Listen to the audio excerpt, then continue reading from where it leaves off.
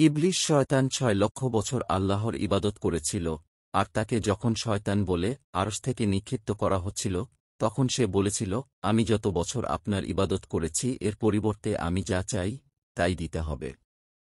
আল্লাহ বলেন, কি চাও? ওরে শয়তান বলল, হে আল্লাহ, আপনি আমাকে পৃথিবীতে মারদূত হিসেবে নিক্ষেপ করেছেন, আমার জন্য একটি ঘর বানিয়ে দিন। আল্লাহ পাক বলেন, তোমার ঘর হাম্মামখানা। শয়তান বললেন, একটি বসার জায়গা দিন। আল্লাহ পাক বলেন, তোমার বসার জায়গা বাজার ও রাস্তা। শয়তান বললেন, আমার খাওয়ার প্রয়োজন। আল্লাহ পাক বলেন, তোমার খাওয়া ওই সব জিনিস যাতে আল্লাহর নাম নেয়া হয় না।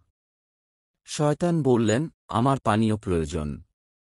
আল্লাহ পাক বলেন, নেশাদ্রব তোমার পানি।